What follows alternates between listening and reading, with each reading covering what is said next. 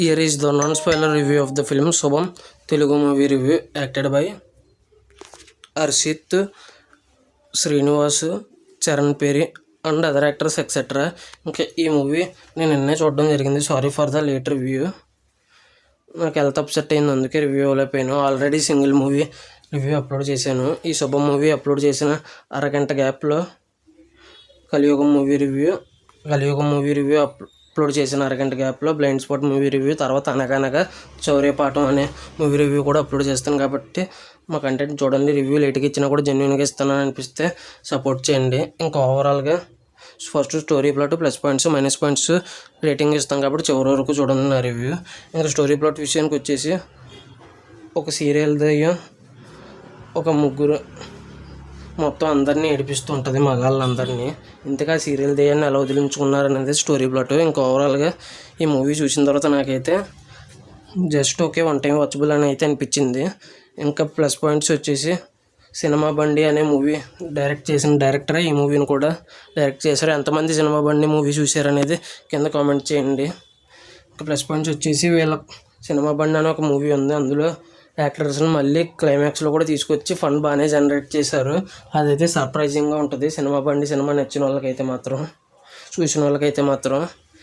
ఇంకా యాక్టర్స్ వచ్చేసి అందరూ బాగా చేశారు. ముఖ్యంగా హర్షిత్ అనే యాక్టర్ అయితే మాత్రం సీన్ చేసాడు, క్యారెక్టర్ చాలా అమాయకంగా చేస్తూ. ఆ తర్వాత వెంటనే భయపడిపోతున్నట్టు ఎక్స్ప్రెషన్స్ బాగా ఇచ్చారు. మిగతా వాళ్ళు కూడా బాగా ఇచ్చారు ఎక్స్ప్రెషన్స్.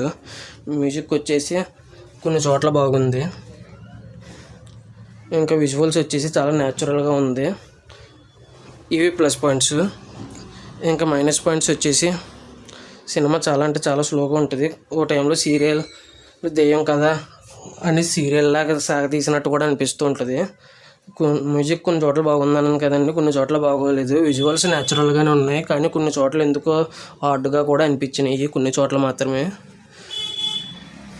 ఇంకా ఈ సినిమా వచ్చేసి రన్ టైం కూడా 2 hours 5 minutes అలాగే ఉంది కాబట్టి పెద్ద ఇబ్బంది అనిపించదు, ఒకసారి చూసేయచ్చు అని అయితే అనిపించింది నాకైతే. కానీ ఫస్ట్ 45 minutes మాత్రం చాలా అంటే చాలా బోరింగ్ అనిపించింది. తిప్పి చూపించిన ఫీలింగ్.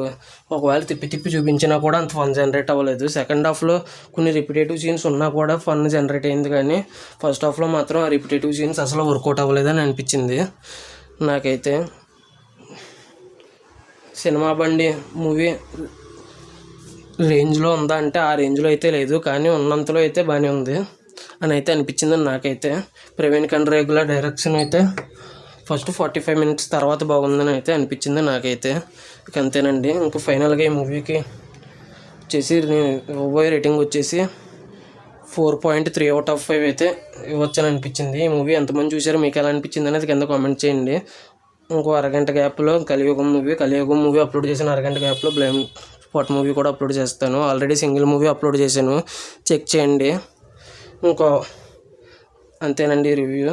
మా కంటెంట్ చెక్ చేస్తూ ఉండండి, రివ్యూస్ అప్లోడ్ అవుతాయి. నెక్స్ట్ అనగనగా movie review, Chaurya Paatham movie review కూడా అప్లోడ్ చేస్తాను. నా ఈ వీడియో చివరి వరకు చూసిన ప్రతి ఒక్కరికి థ్యాంక్స్ ఫర్ వాచింగ్. జై హింద్, సైనింగ్ ఆఫ్, బై బాయ్.